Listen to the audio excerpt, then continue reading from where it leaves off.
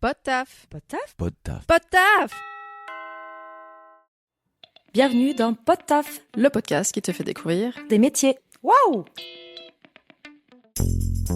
Moi, c'est Laura. Et moi c'est Sarah, On a passé la trentaine, on a testé pas mal de métiers. sans jamais trouver le bon. Aujourd'hui, on sait toujours pas ce qu'on veut faire. Alors on est parti explorer les métiers. Pour comprendre ce qu'ils sont vraiment. Et on vous emmène avec nous. C'est parti, Sarah ? C'est parti Laura, t'es prête ? Oui. Et justement, on accueille notre nouvel invité du jour. Bonjour Xavier, peux-tu nous dire c'est quoi ton métier ?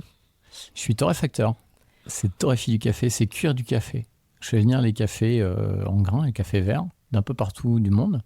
Plein d'origines, plein de pays, des continents différents. Et mon métier, c'est de les cuire, donc de les transformer, pour après pouvoir les mettre dans des machines et puis servir les cafés. Est-ce que tu peux nous décrire toutes les étapes pour arriver à ce café final ? On fait venir les cafés ici dans l'atelier à Palaiseau. Je disais, j'ai des cafés qui sont de plein d'origines différentes. J'ai l'Éthiopie, j'ai du Guatemala, j'adore. J'ai le café Kilimanjaro en ce moment, des cafés d'Indonésie, enfin un peu partout du monde. C'est du café vert, donc c'est la matière première brute. En fait, c'est du café qui a été au départ cueilli sur un arbre, un caféier. L'arbre, en fait, donne une fleur, la fleur de café, qui est magnifique, qui sent bon. Ça sent la fleur de jasmin. En fait, c'est la fleur blanche. De cette fleur pousse une graine, une cerise. Donc, on appelle ça la cerise de café. Et dans la cerise, il y a 2 grains de café vert.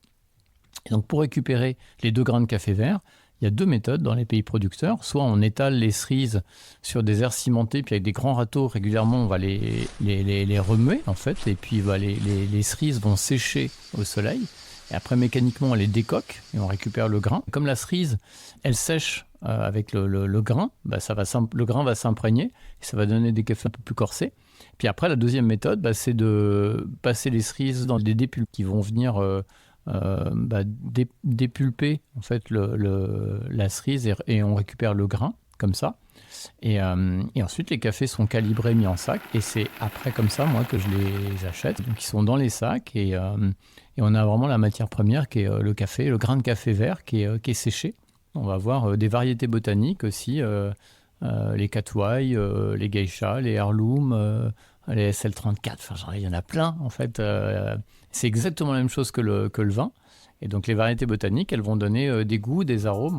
Les graines arrivent chez toi dans l'atelier à Palaiseau. Oui. Qu'est-ce que tu en fais ? Je les cuis. Donc, j'ai un torréfacteur. Il faut imaginer que c'est un four avec comme un tambour de machine à laver, d'une certaine manière, en fait, qui tourne toujours dans le même sens et avec la même vitesse de rotation. Ça joue. On cuit aux alentours des 200 degrés. Et là, j'introduis le café vert, qui lui est à température ambiante, il est froid. Donc il va rentrer dans le four et il va me refroidir le four. Donc très vite, mon torréfacteur va baisser en température et va redescendre jusqu'aux alentours des 110 degrés. Et puis petit à petit, c'est ça le principe justement des cuissons lentes et des cuissons traditionnelles, c'est qu'elle va mettre 15, 16, 17 minutes pour remonter en température au niveau où elle était quand on a rentré le café vert. Donc c'est ça les courbes de torréfaction. Et c'est ça qu'on va suivre, c'est toutes les étapes de changement de couleur du café. On va commencer à sentir des odeurs différentes au fur et à mesure de la température. Et en fin de cuisson, je diminue l'intensité sur la fin de cuisson et je coupe 3 minutes 30 avant de sortir le café du four pour finir de le cuire tout en douceur. Et ma vieille machine est en fonte et comme la fonte, elle emmagasine la chaleur, elle va restituer la chaleur sur la fin de cuisson. Donc comme ça, on n'abîme pas le grain. C'est vraiment une cuisson à cœur. Et ensuite, le café va continuer de libérer des gaz pendant à peu près 2 jours, pendant 48 heures. Je le fais conditionner dans un ESAT. Entre le moment où l'ESAT récupère les caisses de café et puis le moment où il me les relivre en sachet, il se passe quelques jours. Comment t'es arrivé à ce partenariat avec les AT ? Un heureux hasard. Avant d'être à Palaiseau, j'étais dans un tiers-lieu. Et puis en échangeant avec un des responsables du tiers-lieu, il me dit « Mais attends, mais tu colles les étiquettes, tu vas jamais t'en sortir. » Et en fait, il a raison, je ne m'en sortais pas. Et il me dit « Mais contacte les AT à côté, à Saint-Rémy, il y a un ESAT local, ils font de la sous-traitance, ils sont super. » Et je suis allé les voir, effectivement, ils sont formidables. C'est quoi leur nom ? Les AT de l'Arche des Grefouins à Saint-Rémy-les-Chevreuses. D'accord. Donc Et d'ailleurs, sur les paquets, j'ai noté que c'était fait en partenariat avec les ZAT. Et au départ, je ne l'avais pas noté sur les paquets parce que je le disais, mais je ne voulais pas en faire une espèce d'argument commercial un peu grossier. Et c'est eux qui m'ont demandé si je pouvais le rajouter. Donc, ouais, j'étais très content.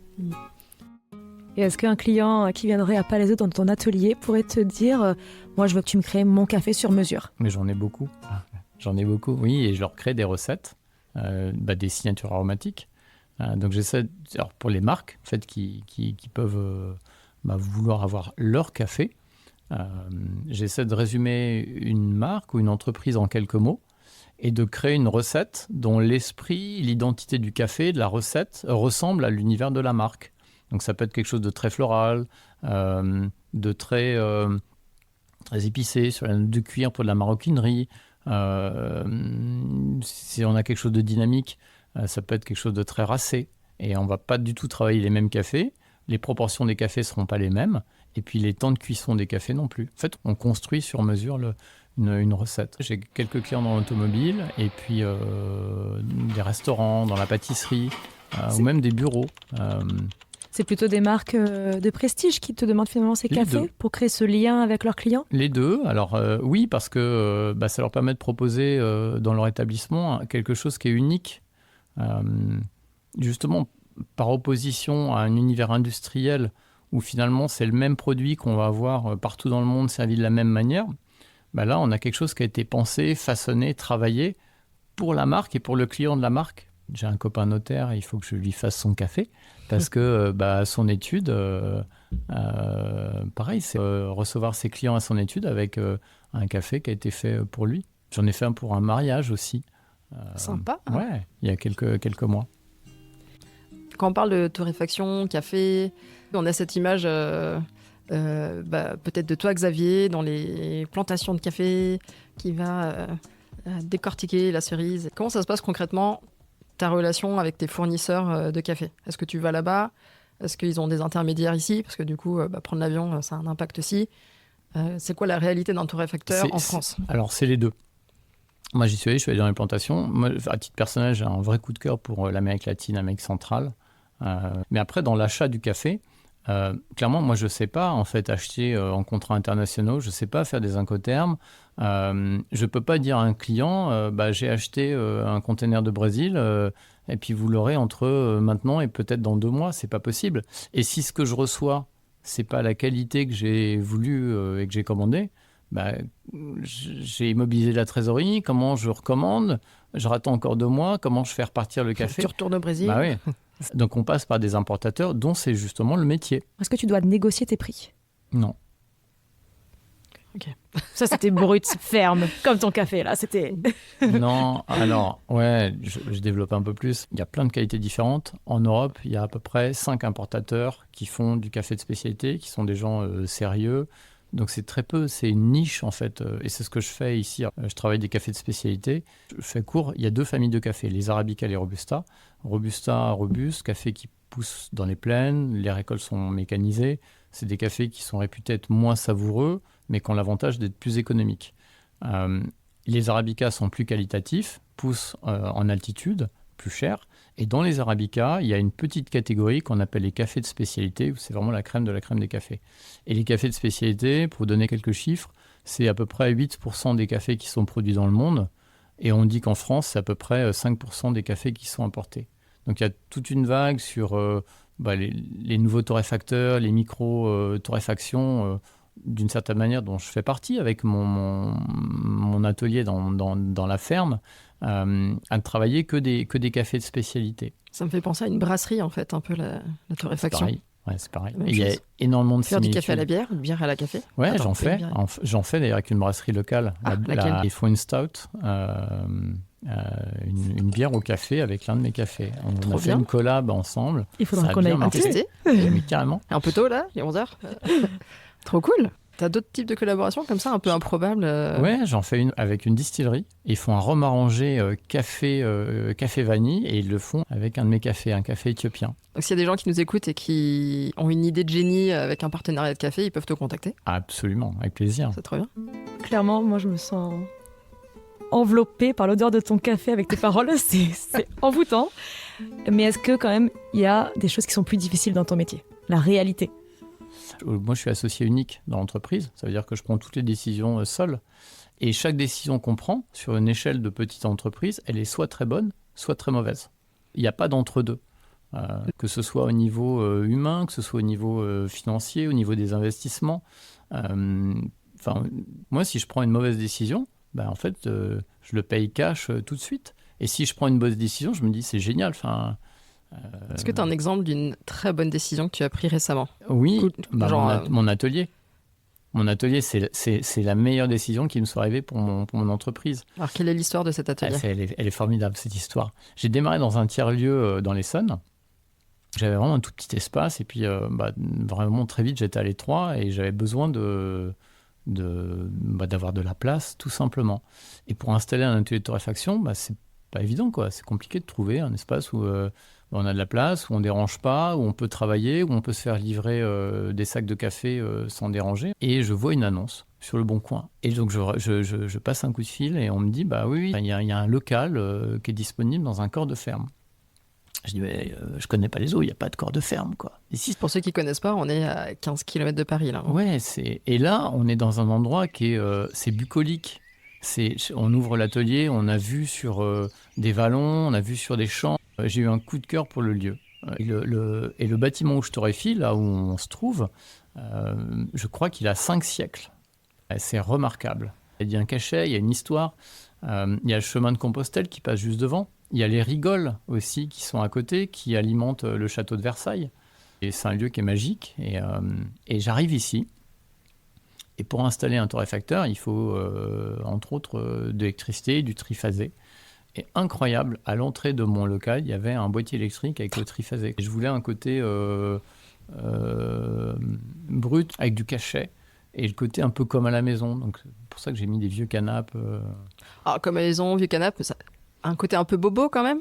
On est sur du café de spécialité. Ouais, il faut. Micro-torréfaction. Moi, j'adore. C'est aussi ça qu'on achète. Mais c'est pas une boutique. Donc c'est d'abord pour moi. C'est ton atelier. C'est mon confort. C'est mon atelier. Alors, on a ouvert un coffee shop. Coffee shop. Ouais, tout récemment sur le plateau de Saclay, au pied des grandes écoles. En fait, dans le quartier de Polytechnique. Là, on a toutes les grandes écoles. Mines Télécom, AgroParisTech, Polytech. Et les étudiants, c'est des bons buveurs de café. T'as Ouais, tout compris, toi. Ils aiment le café, ils aiment le bon café. Et là-dessus, justement, je rebondis aussi.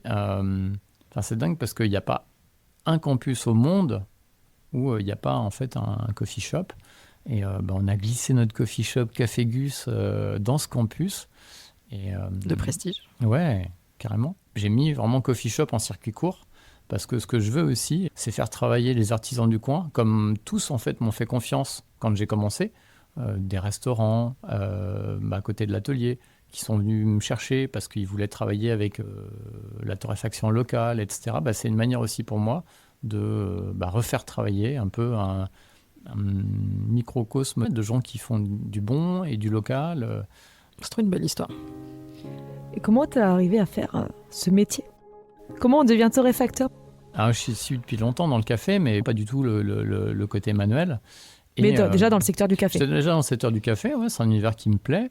Et pour avoir une légitimité auprès des clients, je m'étais formé barista pour comprendre comment on extrait le café, le grain, les différentes manières de préparer et le faire dans les règles de l'art. Et donc j'avais des fonctions commerciales, mais en même temps, je sais préparer un café. Et puis quand j'ai lancé mon atelier, j'ai découvert la torréfaction, j'ai appris en fait la torréfaction. Je me suis formé sur le tas, c'est-à-dire je me suis formé à côté de torréfacteurs qui m'ont accompagné et qui m'ont montré comment on façonne, comment on cuit le grain, jusqu'à après moi avoir ma façon de cuire. À quel moment tu t'es dit je vais me lancer seul ? Quand j'ai quitté l'entreprise, j'ai commencé à donner des cours et j'ai fait du conseil pour d'autres entreprises dans l'univers du café en France. Puis finalement, quand on fait du conseil, on apporte, mais on ne crée pas pour soi. C'est leur histoire, c'est pas la mienne. Et moi, je n'osais pas en fait le faire. Et puis on se dit, est-ce qu'on est légitime pour oser, pour essayer Et puis, c'est mes proches aussi qui m'ont porté, famille, amis, clients aussi, qui m'ont dit, mais à un moment donné, il faut te lancer, il faut y aller, quoi, il faut le faire. C'est comme ça que j'ai créé. Et donc, tu as monté ton entreprise il y a 3 ans, Ouais, qui s'appelle Gus. Gus. Pourquoi ça s'appelle Gus? C'est un clin d'œil à mon petit garçon qui s'appelle Augustin. Oh. Ouais. Et Sweet. voilà. C'était le surnom, le petit Gus. Et quand j'ai démarré, voilà, c'était tellement évident. Et il m'a fait un cadeau parce que tout le monde s'en rappelle. Est-ce qu'on peut revenir un petit peu sur ton parcours plus académique pour peut-être les jeunes qui nous écoutent et qui voudraient se diriger vers ce métier? J'ai un parcours de commerce. Aujourd'hui, je fais un métier manuel. Après, ce que j'ai fait avant, ça m'aide au quotidien. Je sais aller voir un client et je sais lui parler de mon café. Je sais faire une présentation. Ça m'aide. Mais toute la partie manuelle sur le café, la cuisson, la torréfaction, la construction des recettes, ça, c'est pas du tout académique. Ça, on l'apprend sur le tas. Est-ce qu'on peut revenir sur tes diplômes? Oui, Il y en a d'ailleurs. S'il y en a, il y en a. et si tu veux saluer les années de ta promotion? Oui, je suis obligé de réfléchir pour me rappeler. Copain d'avant, 1900. À l'époque du Minitel. Trop sympa. C'est ça. Et aujourd'hui, moi, je fais quelques interventions en école. Et c'est amusant parce que les étudiants, quand je leur parle, je sais pas, des cabines téléphoniques. Dinosaures. Non, mais dinosaures, mais carrément, c'est exactement ça. Et notre époque. L'époque où on prenait le temps. Ouais, la cabine téléphonique avec la carte. Et puis même Internet, on se connectait avec un modem qui faisait du bruit. Bip, bip, bip, bip, bip, bip.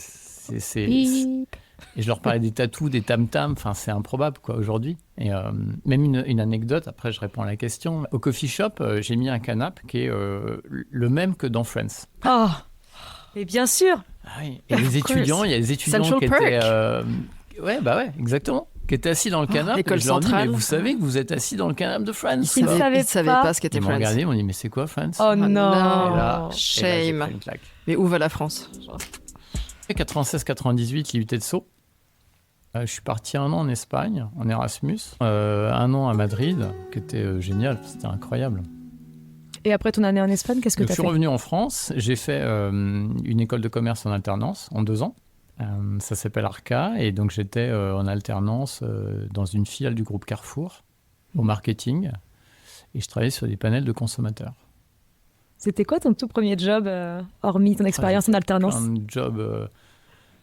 Le tout premier, je travaillais dans un pressing, et je donnais dans un centre commercial des tickets, des flyers, pour que les gens déposent leurs chemises et leurs pantalons de pressing pendant qu'ils faisaient leurs courses. Chez 5 à sec, je ne sais pas si ça existe encore. Ah si, je crois que ça existe encore. Ouais. Big up. J'ai fait ça, j'ai fait plein de petits jobs. J'ai fait des inventaires. Pareil, c'est une époque lointaine maintenant, mais il y a 20-25 ans, tout n'était pas digitalisé comme aujourd'hui. Et j'ai Tu fait comptais des à la mano, inventaires dans un magasin de bricolage, avec les clous, les boulons, les vis et tout. Enfin, Les vis, Ah, pardon, combien d'heures tu passais? mais c'est dingue. Et il y avait des doubles contrôles. Et en fait, on passait des heures à Waste of compter time. tous les petits sachets, quoi. C'est quoi ta plus grosse bourde que tu as fait avec Gus? Je réfléchis. Un truc où tu as retenu ta respiration. Le chat du voisin a disparu. Il a fini dans la machine. Le café gratte la gorge. Ah oui. Je sais pas. Peut-être qu'elle n'est pas encore arrivée. Ouais. Est-ce qu'on devient torréfacteur pour la gloire, Non. la passion ou la fortune? Alors, la fortune, pour l'instant, on le met de côté. La gloire, je sais pas. Moi, j'ai toujours l'image, en fait, des brasseurs de bière qui sont... Enfin, c'est hyper tendance. Je sais pas si c'est le cas pour les torréfacteurs. Et la passion, ouais, c'est sûr. La passion, c'est sûr. On peut pas faire ça si on n'aime pas ce qu'on fait. Bon, cela dit, le café, c'est très tendance. Hein. Enfin, genre... Le barista, il y a un côté un peu... Il est tatoué, il a une bah oui, barbe. C'est alors, pas le barista d'il y a 30 ans. moi, j'ai la hein. barbe quand même. Hein. Ouais. Mais j'ai pas le Certifié tatouage. barista. J'ai trop peur, en fait, de l'aiguille pour le tatouage. Bah, écoute, une petite brûlure Mais sur le j'ai- four. ouais. Je me suis toujours posé la question, comment on fait un café décaféiné? Et c'est une bonne question parce que la plupart des gens ne savent pas. Et il y a plusieurs manières de le décaféiner naturellement. Soit ça peut être à l'eau, c'est-à-dire on va laver les cafés, on les rince, et en fait à force ça élimine la caféine, mais ça consomme beaucoup d'eau. Mais c'est des méthodes naturelles, c'est-à-dire qu'elles ne vont pas abîmer le café et surtout elles ne vont pas abîmer les propriétés gustatives du café. L'autre méthode, c'est quoi? C'est au CO2 et ça, en fait, ça élimine la caféine, mais pareil, tout en préservant les arômes du café. Mais il y a un truc quand même sur le décaféiné qui est aussi psychologique, c'est que les gens ont toujours l'impression que parce que c'est du décaféiné, soit il est moins bon, soit il a moins de goût, soit il est moins fort, alors que la caféine, elle n'a pas de goût, pas d'odeur. C'est-à-dire que si le décaféiné qu'on travaille, c'est un décaféiné qui est doux, bah, à la tasse, il sera doux. Mais il sera doux pas parce que c'est du déca. J'en reviens à mes variétés botaniques. Il faut décorréler la caféine du goût du café. L'expresso, par définition, il s'appelle expresso express. Donc il infuse, il extrait très vite, à peu près 24 secondes. Donc la caféine, elle se développe dans le volume d'eau et dans le temps d'infusion. Si tu prends un expresso par rapport à un café filtre, l'expresso, tu as 3 centilitres à peu près en 24 secondes. Le café filtre, tu as un mug qui infuse en 4 minutes.